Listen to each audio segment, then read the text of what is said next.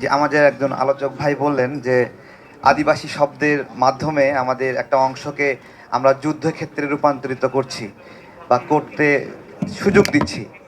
তো আমাদের কারা সেই সুযোগ দিচ্ছে? অন্তর্বর্তীকালীন সরকারের সময়ে আমাদের দলের কাছে একটা উপহার আসে, একটা ক্যালেন্ডার এবং একটা কনটেক্সট প্রিন্ট করা। সেখানে সেই ক্যালেন্ডারে স্পষ্টভাবে লেখা আদিবাসী শব্দ সম্বলিত ছবি এবং গণমাধ্যম সংস্কার কমিশনের একটা লেখা ছিল, সেখানে 11 বার আদিবাসী শব্দটা ব্যবহার করা হয়েছিল। তো আমরা খুঁজতেছি যে এই যুদ্ধক্ষেত্র কারা বানাতে যাচ্ছে। তা আমরা সেই যারা বানাতে যাচ্ছে তাদের চেহারাগুলো সামনের ছবি প্রিন্ট করে দেওয়া দরকার যে এই লোকগুলো বানাতে যাচ্ছে। তাছাড়া আমরা তো তার সঙ্গে যুক্তিতর্ক দেখে মানে কথা বলছি, সেটা তো বের হচ্ছে না। তো গতদিন একটা বক্তব্য দিয়েছিলাম যে পাহাড়ের এক রাজ পরিবারের সদস্য আমার সাথে গল্প করছিল আমার অফিসে এসে, যে তার পূর্বপুরুষরা মায়ানমার থেকে আসছে। তো তার কাছ থেকে শুনছিলাম আর কি। তো যার পূর্বপুরুষ মায়ানমার থেকে বাংলাদেশে এসেছে, সে আমার কাছে বলছে সে আদিবাসী। তো আদিবাসী শব্দটা একটা সেন্সিটিভ শব্দ। কতটা সেন্সিটিভ, যখন আপনি পরে আসা কাউকে আদিবাসী বলবেন, তখন যারা আগে থেকে আসে তাদেরকেই অতিথি বানায় দেওয়া হয় যে তারা আমরা আসলে তাহলে কারা।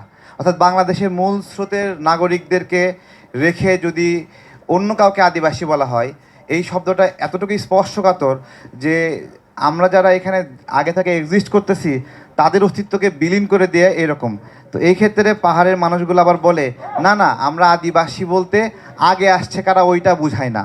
তারা এখন এই ব্যাখ্যাটা দেয় যে এটা জাতিসংঘ দিছে, এটা হলে আমাদের অধিকার রক্ষা হবে, বিভিন্ন বিষয়গুলো আছে। কিন্তু এই শব্দের সাথে সার্বভৌমত্বের বিষয়টা লুকে আছে।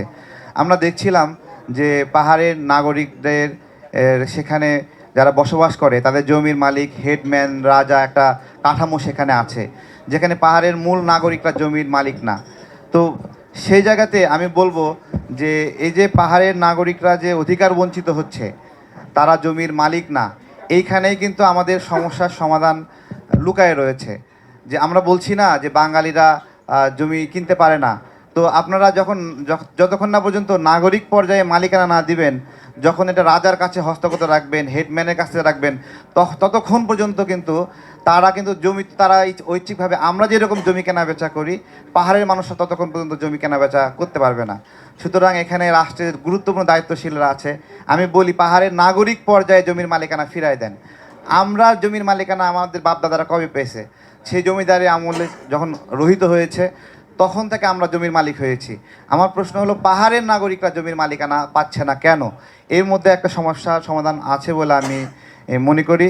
আরেকটা বিষয় যে আমাদের এখানে সেনাবাহিনীর বিষয়ে যে কথাটা আসে, এটা তারা বক্তব্যের সুযোগ পেলেই বলে যে সেনা হটাও, সেনা হটাও। তো আমাদের বাংলাদেশের সেনাবাহিনী সারা বিশ্বের সব জায়গায় গিয়ে শান্তি প্রতিষ্ঠা করছে, সেখানে এই সেনাবাহিনী নাকি পাহাড়ে শান্তি প্রতিষ্ঠা করতে পারছে না। কি অদ্ভুত দাবি! আমাদের সেনাবাহিনী দুনিয়ায় শান্তি বার্তা দিচ্ছে কিন্তু পাহাড়ে শান্তি বার্তা দিতে পারছে না। অথচ এখানে আমাদের কত সেনা সদস্য মারা গেছে।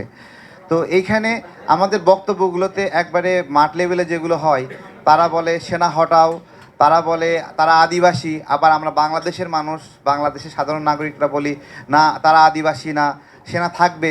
এই সব কিছু মিলিয়ে একটা অসহনীয় একটা পর্যায়ে গেছে এবং এই জায়গাগুলো ডেভেলপ করে দিচ্ছে যে ইন্ডিজেনিয়াস শব্দটার, এটার প্রকৃত অর্থ মানে যেভাবে অনুবাদ করা হয়েছে যে এটার অর্থ আদিবাসীই হবে। ইন্ডিজেনিয়াস মানে আমরা বাংলা শব্দ আদিবাসীই প্রয়োগ করব, এটা কই থেকে আসলো? এই শব্দটাই তো আমাদের অস্তিত্বের জন্য একটা হুমকির কারণ। সুতরাং এই ইন্ডিজেনিয়াসের শব্দ আবার আবার উপজাতি শব্দটা যদি বলা হয়, তাহলে উপজাতি শব্দটা এরকম একটা অর্থ আসে যে তারা মূল জাতির মনে হয় অনুগত কোনো জাতি, অথবা তাদের তাদের বাধ্যগত কোনো জাতি, অথবা এরকম একটা ছোট অর্থ আসে। এই বিষয়গুলো নিয়ে গবেষণা হওয়া দরকার যে আদিবাসী বলবো না ক্ষুদ্র জাতিগোষ্ঠী বলবো নাকি নৃগোষ্ঠী বলবো নাকি উপজাতি বলবো, এই বিষয়গুলো একটা বড় কনফ্লিক্টের জায়গাগুলো তৈরি করছে। তো রাষ্ট্রের দায়িত্বশীল জায়গা থেকে সেগুলো আমরা সমাধানের জন্য অনুরোধ করব এবং অনেক ধন্যবাদ।